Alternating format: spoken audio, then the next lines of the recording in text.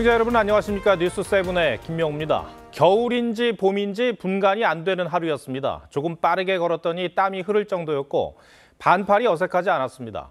경주는 벚꽃이 피는 3월 말과 비슷한 낮 기온을 보였고 이 온화한 날씨에 곳곳이 나들이 객들로 북적였습니다. 12월의 두 번째 주말, 봄 같은 겨울의 모습을 김동영 기자가 담아왔습니다. 경주의 대표적 관광지 중 하나인 황리단길입니다. 12월이지만 외투를 벗고 가벼운 옷차림을 한 나들이객들로 북적입니다. 반팔 차림도 눈에 띕니다. 이번 주 날씨가 너무 좋다고 해가지고 오늘 와보니까 반팔 입어도 진짜 시원하고 이렇게 춥지도 않고. 크리스마스 장식을 한 카페와 식당은 창문을 열고 영업합니다. 오후 들어 경주의 한낮 기온은 20도를 넘어섰습니다. 벚꽃이 피던 올해 3월 말과 비슷한 온도입니다. 아이스크림 가게에는 손님이 몰려듭니다. 요 며칠 전보다 한 4-5배 정도는 오늘 날씨가 따뜻해서 도와줘서 잘 되는 것 같습니다. 강원도에도 12월에 봄 날씨가 찾아왔습니다. 장미나무에 때이른 꽃봉오리가 올라올 정도입니다. 생각외로 굉장히 따뜻하고 심지어는 조금만 움직여도 땀이 나고 덥네요. 겨울 같지가 않아요. 정말 봄 같아요. 경주가 어제에 이어 오늘도 20.9도를 기록하는 등 전국이 20도 안팎의 봄 날씨를 기록했습니다. 포근한 겨울 날씨는 일요일인 내일도 이어질 전망입니다. TV조선 김동영입니다. 12월 한복판에 과거에는 경험해보지 못한 이런 포근한 날씨는 이상기후 현상이라고 말할 수 있을 것 같습니다. 다만 기상청은 겨울철에 나타날 수 있는 현상이라고 분석합니다. 이 같은 더운 날씨가 계속되는 이유가 뭔지, 본격적인 겨울 날씨는 언제쯤 시작될지 정은하 기자가 조금 더 알아봤습니다. 전국적으로 20도 안팎의 이상고온 현상이 이어지는 이유는 이동성 고기압을 따라 따뜻한 바람이 한반도에 유입됐기 때문입니다. 이동성 고기압 때문에 남쪽으로부터 이제 따뜻한 공기가 유입이 될 때 평소보다 기온을 한 1도 정도 더 올려줄 수 있는 그런 거라는 거죠. 전문가들은 지구 온난화로 인해 북극권 찬 공기가 약해진 것도 기온 상승 이유 중 하나라고 분석했습니다. 온실가스 배출을 해갖고 기온이 상승된 건데 북극권에 극쪽으로 갈수록 기온 상승이 빨라요. 하지만 다음 주말부턴 기온이 뚝 떨어집니다. 월요일부터 금요일까지 전국적으로 비가 내렸다 그쳤다를 반복한 뒤 다음 주 토요일엔 서울의 아침 기온이 0도까지 떨어지겠습니다. 이후 17일과 18일엔 전국의 최저 기온이 영하 10도 안팎까지 곤두박질 치는 등 본격적인 겨울 날씨를 보일 것으로 예상됩니다. 기상청은 다음 주 제주를 비롯한 남부 지역에 천둥, 번개를 동반한 강한 비가 내릴 것으로 전망했습니다. TV조선 정은하입니다. 지난 8월 미국 캠프 데이비드에 모였던 한미일 정상들이 매년 한 차례씩 안보실장 회의를 여는데 합의했었죠. 그 첫 회의가 오늘 서울에서 열렸습니다. 북한 비핵화를 위한 긴밀한 협력을 약속한 3국 안보실장들은 외국발 가짜뉴스에도 공동 대응하기로 했습니다. 구민성 기자가 보도합니다. 조태용 국가안보실장과 제이크 설리번 미국 국가안보보좌관, 아키바 다케오 일본 국가안전보장국장이 용산 대통령실에서 만나 북한 비핵화를 위한 공조 강화에 합의했습니다. 우리는 북한 관련 유엔 안보리 결의에 따른 북한의 비핵화 의무와 군사협력 금지 의무를 재확인하고 3국 안보실장들은 북한 미사일 발사에 대한 경보 정보를 실시간으로 공유하고 3자 간 훈련 계획 수립 등 안보 협력도 차질 없이 진행하기로 했습니다. 가짜뉴스 대응에도 협력하기로 했습니다.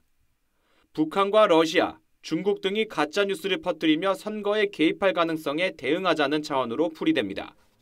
3국은 북한의 핵 미사일 개발과 사이버 활동에 대한 대응을 담은 새로운 대북 이니시어티브도 추진할 계획입니다. From its cybercrime and cryptocurrency money laundering to its reckless space and ballistic missile tests.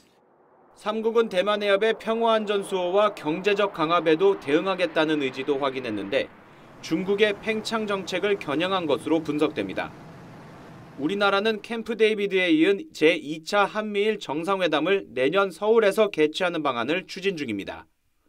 TV조선 구민성입니다. 총선을 앞두고 민주당 비명계 움직임이 활발합니다. 연일 이재명 대표를 비판하고 있는 이낙연 전 대표가 오늘은 측근의 출판 기념회에 참석해 신당 창당을 시사하는 발언을 또 했습니다. 제3의 답을 내놓을 때가 됐다는 겁니다. 이 비명계 의원들은 내일 자신들의 토크쇼를 홍보하는데 열을 올렸습니다. 장세희 기자가 취재했습니다. 이낙연 국무총리실에서 민정실장을 맡았던 남평우 전 실장 출판 기념회에 참석한 이낙연 전 대표가 신당 창당 의지를 거듭 밝혔습니다. 다음 중에서 하나를 고르세요. 윤석열, 이재명, 이 답은 어떠세요? 하는 제3의 답을 제시하고 그렇게 해서 골라주십시오. 이런 방법이라도. 정치적 대안이 불가피하다는 걸 확신하게 됐다며 준비도 막 시작했다고 말했습니다. 어제도 새로운 선택지를 제시하는 게 정치의 의무라고 했던 이 전 대표가 신당 창당을 사실상 기정사실화했다는 해석이 나왔습니다. 신당 창당을 하기로 좀 마음을 굳히셨다고 봐야 될까요?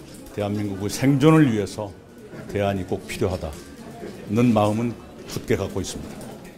비명계 모임 원칙과 상식은 내일 열릴 대국민 소통 행사를 홍보하는 영상을 SNS에 올렸는데 의원들의 어색한 연기가 화제가 됐습니다. 민주당의 길이 안 보여. 원칙, 상식의 눈으로 보면 저 보인다니까. 그래서 원칙과 상식이야? 그렇지. 그래, 맞아.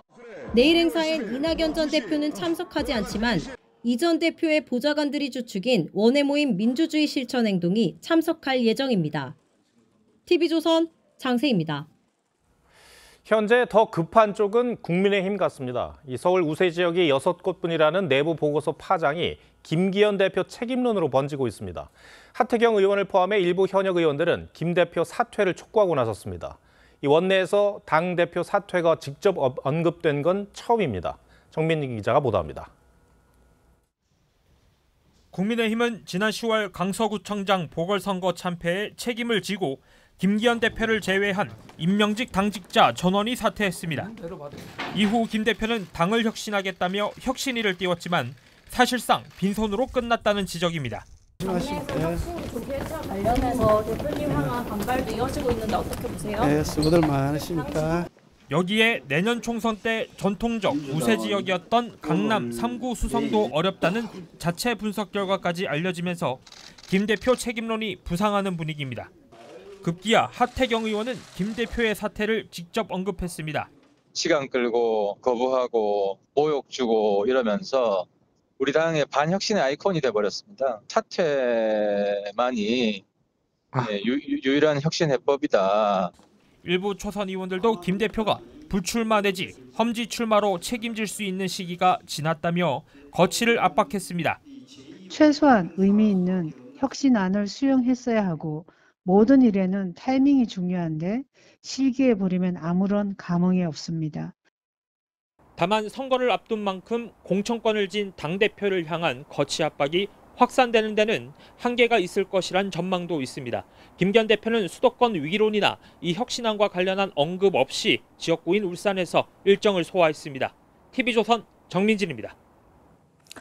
민주당 전당대회 돈봉투 의혹을 받는 송영길 전 대표가 13시간 동안 검찰 조사를 받았습니다. 조사 내내 묵비권을 행사했습니다.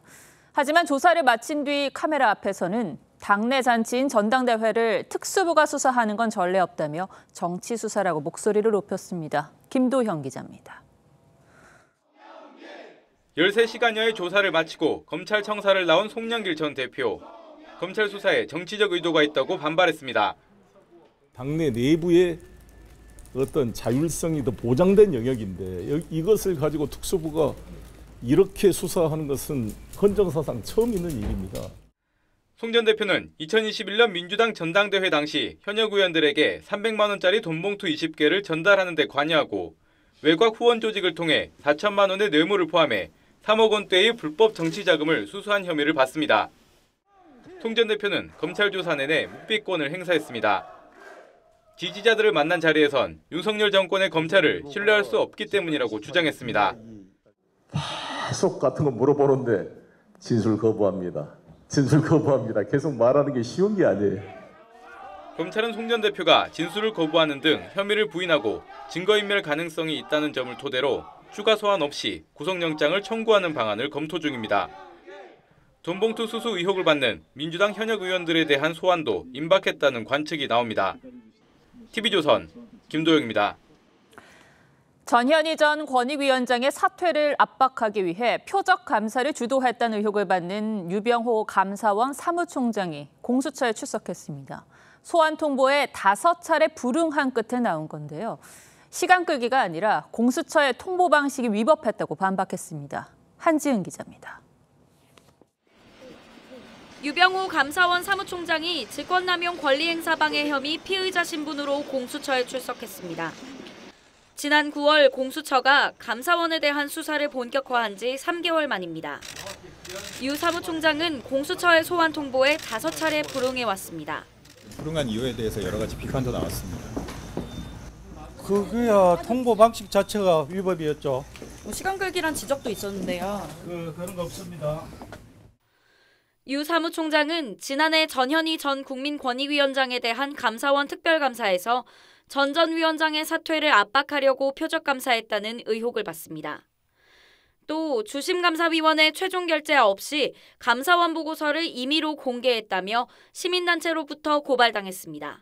헌법기관인 감사원이 정치적인 사퇴 압박에 동원되어 정치적인 감사를 하는 이러한 행태가 공수처는 유 사무총장의 혐의 입증을 위해 360쪽에 이르는 질문지를 준비했습니다. 유 사무총장도 변호인 2명과 함께 방어에 나선 상황. 공수처 출범 이후 5차례 청구한 영장이 모두 기각된 상황에서 1기 공수처의 수사 역량을 판단하는 마지막 시험대가 될 것으로 보입니다. TV조선 한지은입니다. 겨울철 별미 중 하나인 도루묵의 어획량이 반토막 났습니다. 동해에서 사라진 명태처럼 수온 상승과 무분별한 남획이 원인으로 꼽힙니다. 도루묵을 회복하려고 인공부화를 늘리는 등 10년을 노력했는데 모두 물거품이 될 상황입니다. 이승훈 기자가 취재했습니다. 양양 물창에서 막을 올린 도루묵 축제 현장입니다. 코로나19 여파로 3년 만에 축제를 열었지만 도루묵이 부족해 애를 먹습니다. 열흘 전부터 준비하고 하니까 그만큼 수확이 안 되니까 너무 힘드니까. 올해 강원 동해안의 도루묵 어획량은 지난해 40% 수준인 190여 톤인데 평년치의 불과 20%에 그치고 있습니다. 도루묵 제철을 맞고도 어민들은 한숨만 짓습니다. 도루묵 양이 없어요. 도루묵이 푹푹하게 나야 되는데 풍부하게 못 나요 지금.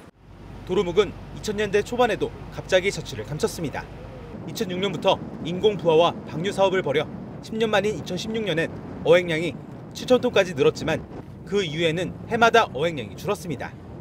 바다 수온 상승으로 도루묵 산란처인 해조류 군락이 줄어든 데다 알을 낳으려고 연안에 몰려온 도루묵을 뜰채나 통발 등으로 잡는 분량만 연간 500톤에 이르는 것이 영향을 미쳤습니다. 너무 많이 좀 잡아내는 게 도루묵 자원 감소에 많은 영향을 미쳤을 것으로 보고 있습니다.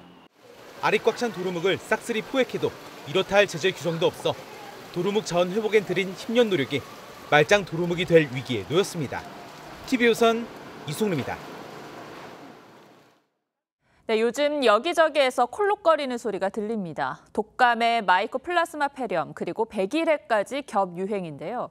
특히 아이들을 중심으로 퍼지고 있어 걱정이 크죠. 사회정책부 신경희 기자와 상황을 진단해보고 대처 방안도 따져보겠습니다. 자, 신 기자, 멀티데믹 상황인데요. 상황이 심각합니까?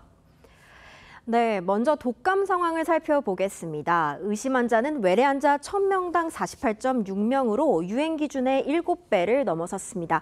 코로나 역시 주간 환자가 6,000명대로 확산세가 유지되고 있습니다. 12세 이하 어린이들 중심으로 백일해도 늘고 있는데요. 2일 기준 확진자 수가 198명으로 전년 대비 6배 이상 급증했습니다. 그리고 중국에서 유행하고 있는 폐렴이 국내에도 이어지고 있는데 국내 상황은 어떻습니까? 네, 코로나 기간 보이지 않던 마이코플라스마 폐렴 유행이 시작된 건데요. 입원 환자가 최근 한 달 새 1.4배 늘었고 12세 이하 소아 발생 비율이 75%를 넘어서고 있습니다. 이 폐렴은 국내에서 3년에서 4년 주기로 유행을 하는데 올해 발견되는 균은 항생제 내성이 강하다는 우려가 의료 현장에서 나오고 있습니다.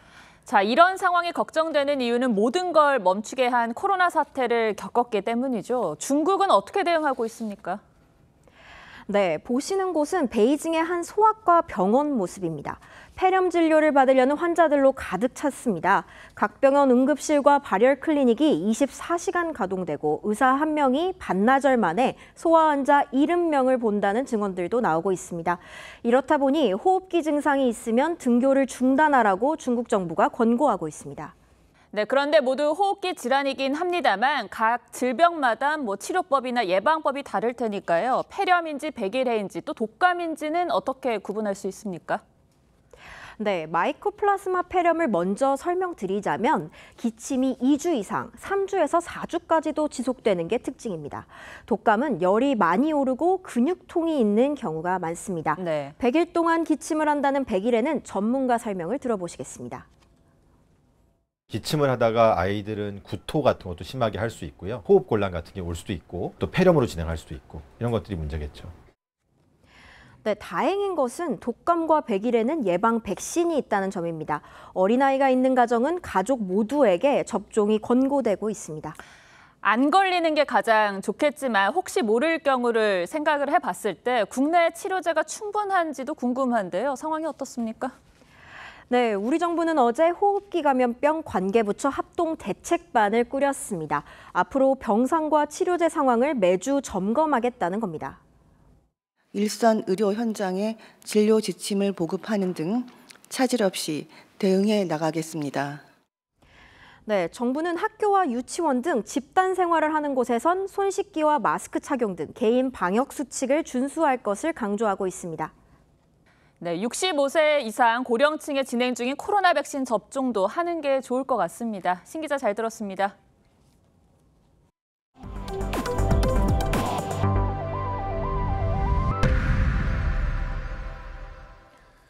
네, 현재 전쟁을 벌이고 있는 나라들 관련 소식 이어가겠습니다. 이스라엘과 하마스의 휴전을 촉구하는 유엔 안보리 결의안이 또 부결됐습니다.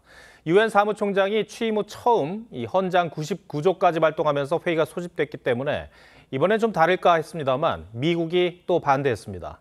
오히려 바이든 행정부는 이스라엘의 대규모 무기 판매를 추진하고 있습니다. 신은석 기자가 보도합니다.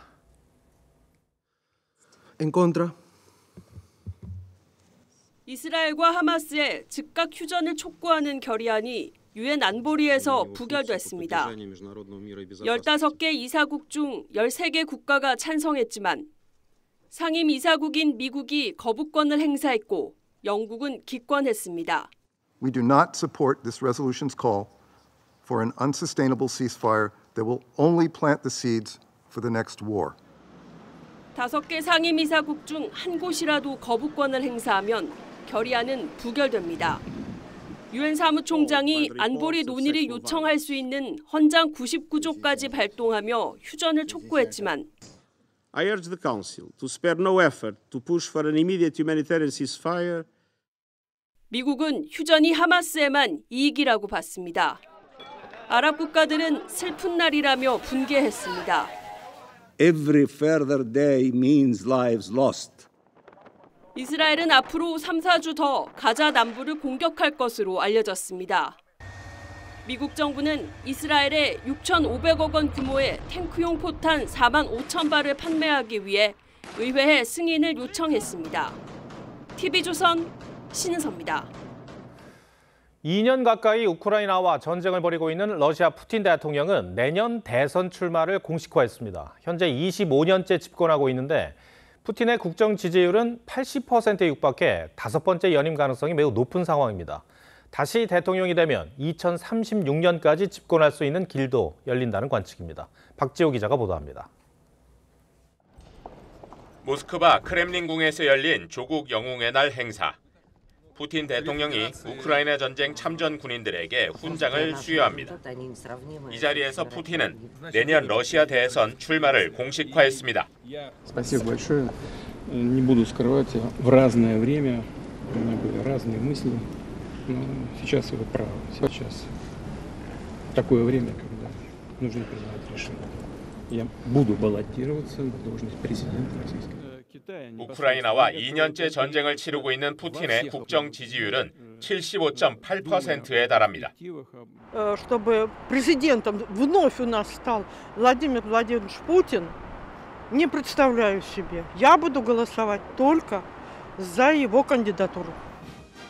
지난 1999년 보리스 옐친 전 대통령 퇴진으로 권한대행을 맡은 푸틴은 25년째 실권을 유지하고 있습니다. 5번째 연임에 성공하면 2030년 5월까지 6년 더 집권하게 되고 앞서 자신의 기존 임기를 백지화하는 개헌을 통해 2036년까지 집권할 길도 열어놨습니다. 전쟁의 피해가 막심한 우크라이나에겐 최악의 상황입니다. Це негативно впливає, тому що я вважаю, що він буде на посаді своїй, якщо його переізберуть, то війна ще довго не закінчиться. 차기 러시아 대선은 내년 3월 15일부터 사흘 동안 진행됩니다. TV조선 박지호입니다. 네, 이번엔 세계적으로 가장 큰 관심사인 인공지능 AI 관련 소식 모아서 전해드립니다. 이 구글이 역대 최고 성능이라고 자랑한 인공지능 제미나이가 조작 논란에 휩싸였습니다. 사람들에게 놀람을 줬던 시연 영상이 알고 보니 편집으로 짜깁기 됐다는 사실이 드러난 겁니다. 먼저 윤수아 기자가 보도합니다. 기차 위치를 추적하는 앱이 필요하다고 말하자 프로그램 코드를 뚝딱 만들고 소리와 모양을 인지해 이유를 추론해냅니다. The material it's made of, but it looks like it might be rubber or plastic. What if I tell you it's making a squeaking sound? Nice. It is a rubber duck. It is made of a material that is less dense than water. 구글이 지난 6일 새 AI 제미나이를 선보이면서 발표한 영상인데 지금까지 본 적 없는 놀라운 성능에 주가는 단숨에 5% 뛰었고 시연 영상은 조회수 200만을 돌파할 정도로 큰 화제를 모았습니다. 그런데 사람과 실시간으로 대화를 주고받는 줄 알았던 이 영상이 실제로는 짜깁기한 편집본이란 사실이 드러났습니다. 구글도 시연은 미리 준비된 이미지와 대본을 기반으로 제작했으며 제미나이의 기능을 예시적으로 묘사한 것이라고 뒤늦게 인정했습니다. 인간 전문가를 뛰어넘는다고 자랑했던 답변 수준도 기대에 못 미친다는 지적이 나옵니다. 이스라엘 하마스 전쟁 등 민감한 질문을 하면 구글 검색을 하라고 답변을 회피합니다. Google's Gemini announcement is just, I guess, upping the stakes in the whole generative AI race. So you've got these dueling rivalries. 올해 초에도 구글은 챗 GPT의 대항마로 바드를 내놓았다가 실망스러운 성능으로 주가가 폭락하기도 했습니다. 갈수록 치열해지는 인공지능 경쟁에서 밀려선 안 된다는 조급증이 잇단 무리수를 부르고 있습니다. TV조선 윤서아입니다. 이처럼 인공지능 기술이 빠르게 발전하면서 부작용을 우려하는 목소리도 커지고 있는데 유럽연합 EU가 세계 최초로 이 AI 기술을 규제하는 법안에 합의했습니다. 특히 안면 인식 기술 활용을 엄격히 통제하기로 했습니다. 법을 어길 경우 최대 500억 원의 벌금을 부과하기로 했습니다. 이태희 기자가 보도합니다. 37시간에 걸친 경론 끝에 유럽연합 EU 27개 회원국이 AI 규제법 도입에 합의했습니다. 무분별한 기술 개발을 규제해야 AI 기술을 믿고 활용할 수 있다는 취지입니다. AI에 관한 규제 법안이 마련된 건 세계 최초입니다. A launchpad to lead the global race for what our fellow citizens want, a trustworthy AI. 유럽연합은 AI 기술을 위험도에 따라 4가지 등급으로 나눠 규제를 적용하기로 했습니다. 특히 안면인식 기술은 가장 강한 등급을 받았는데 범죄자 추적 등을 제외한 데이터 구축 목적의 인터넷 생체 정보 수집을 금지하기로 했습니다. Biometric categorization, issues on which we had to do long discussions, but finally we got in the right track. 기업이 AI를 학습시킨 데이터를 문서로 남기도록 했고 기술 위험에 대한 감사를 받는 것도 의무화했습니다.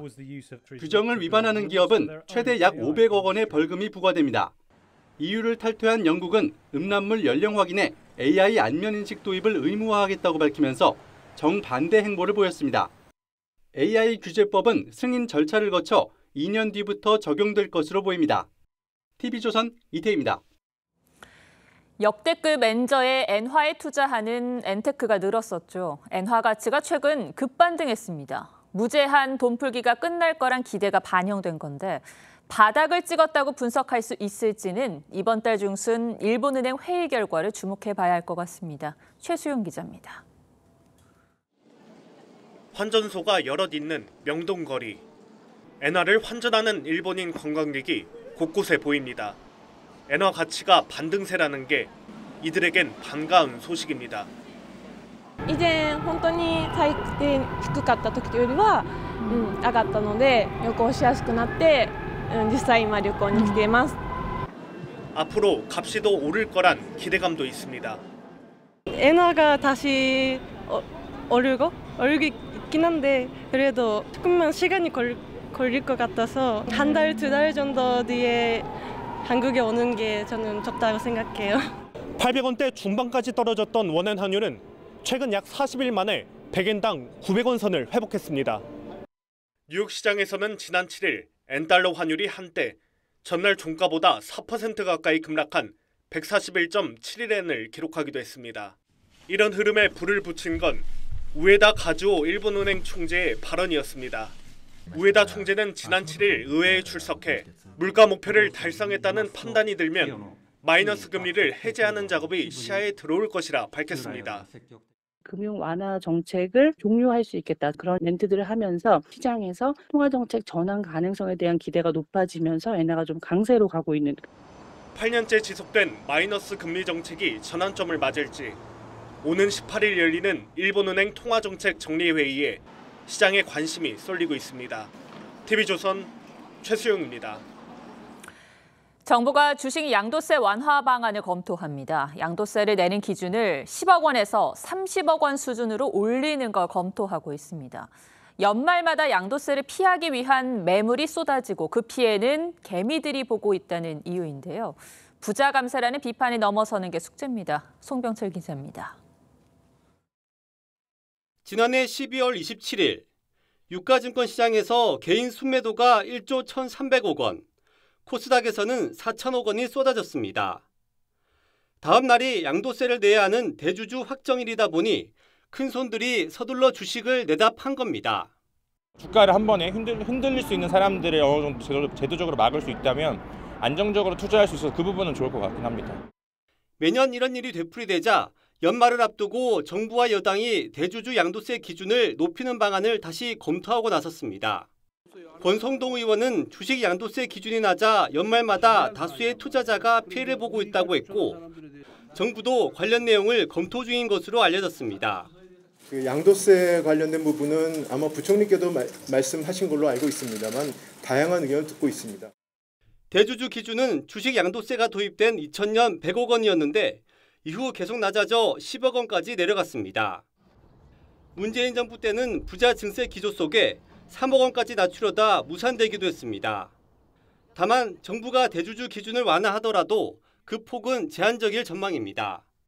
야당은 부자 감세에다 총선용 카드라고 반발하고 있어 정부는 대주주 기준을 크게 완화하지 못하고 30억 원 수준에서 결정할 게 유력한 상황입니다. TV조선 송병철입니다. 새해를 앞두고 주요 기업들의 연말 인사가 단행됐습니다. 70년대생 사장이 배출되는 등 젊은 임원이 전면에 등장한 반면 승진 규모는 지난해보다 크게 줄었습니다.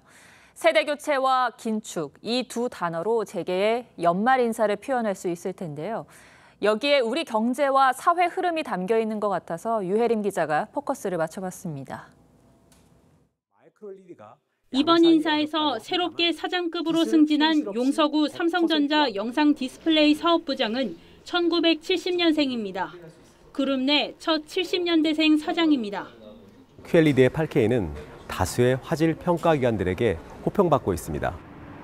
LG그룹도 70년대생 문혁수 부사장을 LG이노텍 CEO로 발탁했습니다. LG그룹 역사상 최연소 CEO입니다.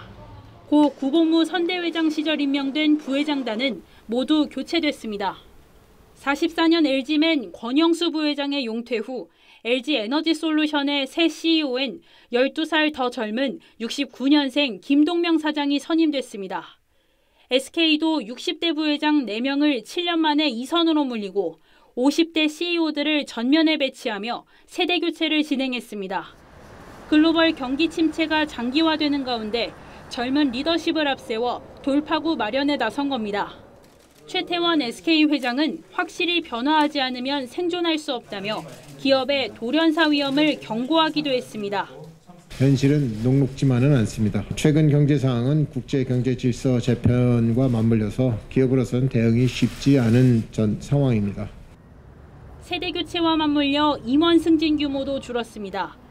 SK그룹 임원 승진자 수는 82명으로 지난해보다 43% 줄었습니다.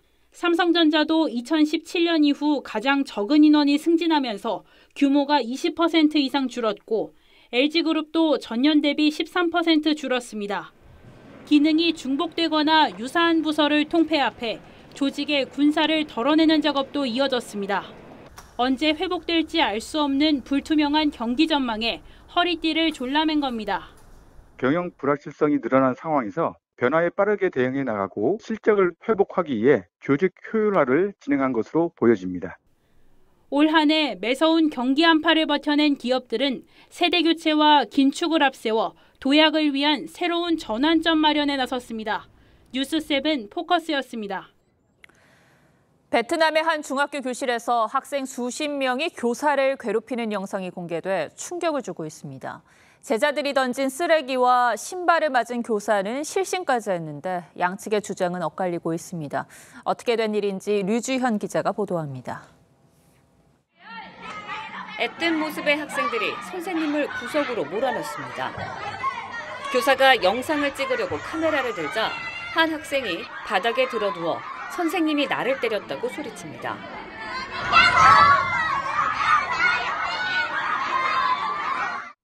지난달 29일 베트남 북부에 있는 한 중학교에서 찍힌 영상이 SNS에 공개되면서 베트남 사회가 충격에 빠졌습니다. 당시 교사가 수업 중간에 나가지 못하게 했다는 이유로 학생들이 문을 잠근 채 집단 위협을 가한 겁니다. 부채로 얼굴을 가리키며 조롱하고 쓰레기와 신발을 던지기까지 했습니다. 결국 선생님은 바닥에 쓰러집니다. 가해 학부모들은 해당 교사가 폭력을 가해 아이들이 보복한 것이라고 주장했습니다. 실제 또 다른 영상에선 교사가 학생들에게 신발을 휘두르는 장면도 포착됐습니다. 하지만 교사는 학생들이 자신을 무시하는 행동을 해왔고 교장에게도 보고했지만 해결되지 않았다고 반박했습니다. 베트남 교육당국은 진상조사에 착수했습니다. TV조선 류주현입니다. 선거제도를 논의하고 있는 여야가 지역구와 비례대표 의원을 따로 뽑는 과거 방식으로 돌아가는 대신 이 권역을 몇 개로 나눠 이 득표율에 따라 비례 의석을 주는 권역별 병립형 비례제로 뜻을 모으는 분위기입니다. 거대 양당에 유리하면서도 지역주의 극복이란 명분을 내세우겠다는 건데 소수 정당과 신당 세력은 반발하고 있습니다. 최지원 기자 리포트 전해드리고 뉴스야 이어가겠습니다. 민주당은 멋있게 지면 무슨 소용이냐는 이재명 대표 발언 이후 비례의석을 정당 득표율에 따라 단순 배분하는 병립형 비례제로 돌아가는 데 무게를 두는 분위기입니다. 다만 여기에 수도권과 중부권, 남부권으로 권역을 나눠 비례의석을 할당하는 권역별 비례제를 실시해 지역주의 타파라는 새 명분을 채우겠다는 구성입니다. 지역주의를 완화할 수 있는 측면에서 권역별 비례대표제가 도입이 되면 단순 병립형으로 돌아갔다 그래서 이것이 단순한 퇴행은 아니다. 국민의힘도 병립형 회귀를 전제로 한다면 권역별 비례제 도입도 가능하다는 입장입니다. 권역별 병립형 비례대표제가 있는데 이게 또 상당히 현실적인 방안이라고 생각을 합니다. 동서 지역을 통합시키는 큰 권역별, 큰 정치인을 탄생시키는. 하지만 정의당 등 소수정당은 권역별 비례제가 도입되면 비례의원 입성이 기존보다 더 어려워진다며 양대 정당이 비례 47석을 다 가져가려는 꼼수라고 비판했습니다. 양당 기득권 정치를 더 강화하고 국회 내 다양성을 질식시키고자 하는 법입니다. 신당 창당을 시사한 송영길 전 대표도 주변 사람을 비례로 공천해 충성 부대를 만들려는 것이냐고 주장했습니다. TV조선 최지원입니다.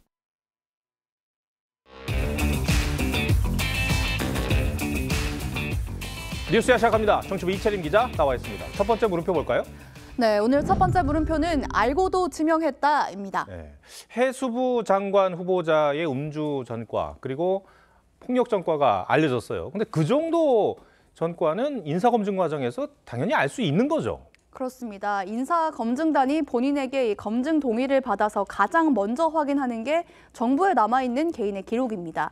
그러니까 뭐 전과 기록이나 재산 현황은 물론이고 세금은 잘 내왔는지, 송사에 휘말린 적은 없는지 이런 것들을 우선 검토한 뒤에 세평을 수집하는데요.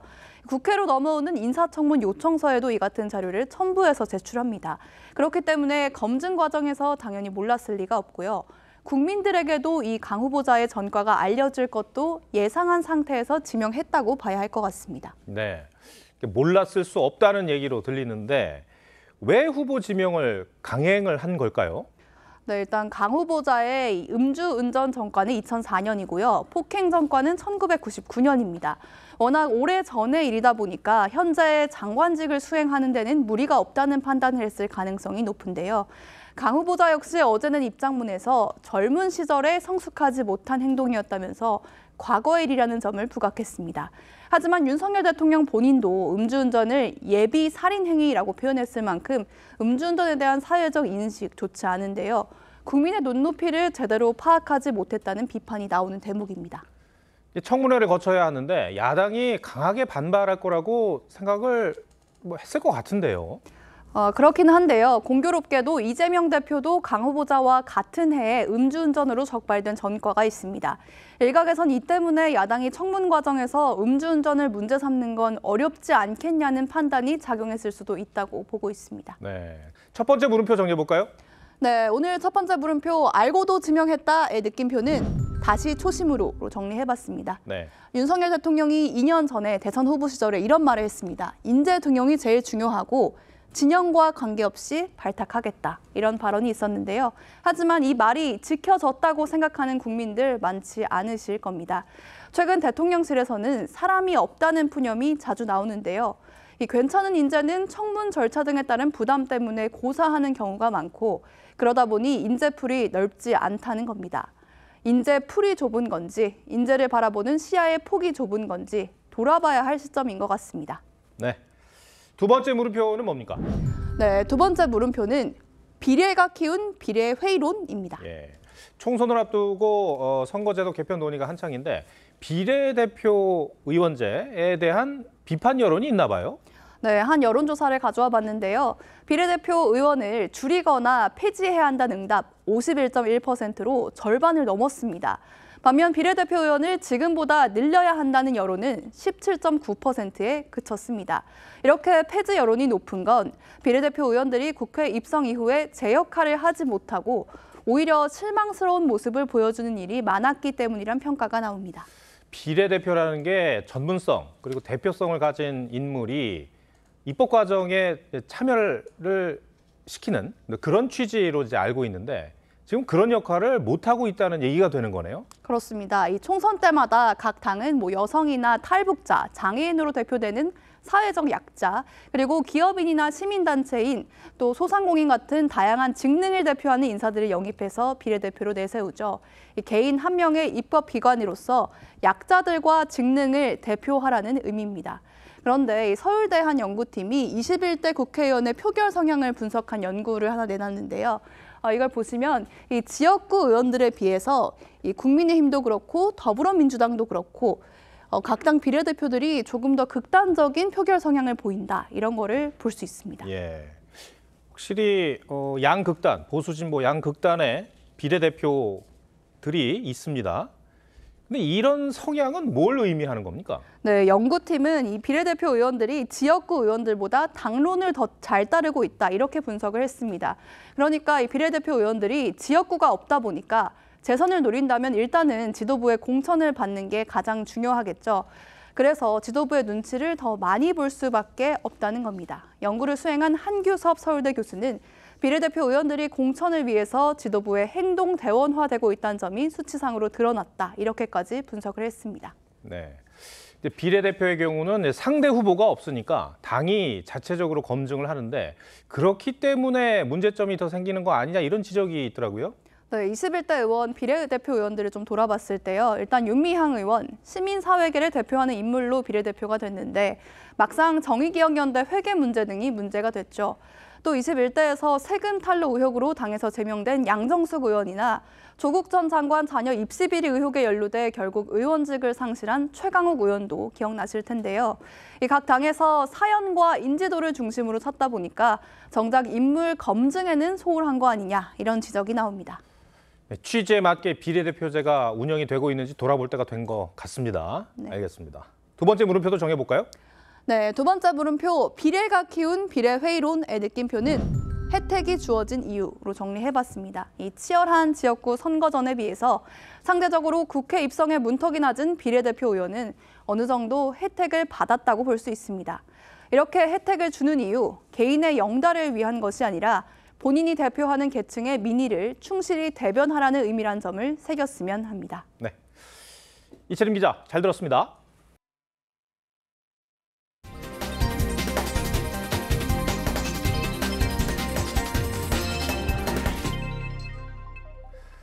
오늘 날씨는 따뜻했지만 프로축구 승부의 세계는 냉혹했습니다. 1부 리그와 2부 리그로 갈리는 승강 플레이오프 마지막 경기가 펼쳐졌는데요. 김광 기자가 보도합니다. 1차전을 2대1로 이긴 부산이 2차전에서도 기선을 제압합니다. 전반 15분 역습 상황. 장신 공격수 김찬이 옆으로 내준 공을 윙백 최준이 공격수처럼 빠르게 올라와 차분하게 구석으로 차넣습니다. 합계 스코어는 3대1이 됐습니다. 부산의 1부 리그 승격이 가시권인 상황. 하지만 수원FC의 뒷심이 만만치 않았습니다. 후반 32분 김현의 득점. 후반 40분에 터진 이영재의 극적인 골로 수원FC는 합계 스코어 3대3 동점을 만들고 승부를 연장으로 넘겼습니다. 연장전은 양팀 합계 4골이 터지는 난타전이었습니다. 수원FC가 연장 전반 5분 만에 이광혁의 천금 같은 결승골로 앞서갔습니다. 6분 뒤 정재용의 골까지 더한 수원FC는 부산 김정환에게 한 골을 허용했지만 로페즈의 세이골을 더해 합계 스코어 6대4로 1부 리그 잔류를 확정했습니다. 수원FC는 승강 플레이오프 1차전을 패하고 2차전에서 승부를 뒤집은 역대 두 번째 팀이 됐습니다. 강원은 김포를 2대1로 꺾고 1부 리그에 잔류했습니다. 오늘로 경기를 마친 올해 프로축구는 김천 상무의 1부 리그 승격, 수원 삼성의 2부 리그 강등으로 마무리됐습니다. TV조선 김관입니다.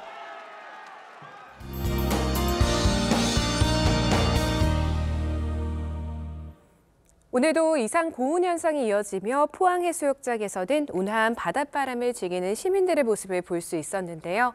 추위는 주춤하지만 먼지가 말썽입니다. 내일은 충청과 전북 지역의 대기질이 좋지 못하겠고요. 오전 중에도 먼지 농도가 높은 곳들이 있겠습니다. 내일 동해안과 전남, 제주에는 비가 내릴 텐데요. 영동에 5에서 10mm, 그 밖의 지역은 5mm 안팎이 예상됩니다. 오늘 밤부터 내일 아침까지 서해안을 중심으로는 짙은 안개가 끼겠고요. 내일 오후 들어서 하늘빛이 흐린 곳들이 많겠습니다. 내일 아침 서울이 6도로 오늘보다 기온이 6도 이상 내려가겠고요. 낮에는 15도로 오늘보다 기온이 내려가긴 하지만 온화하겠습니다.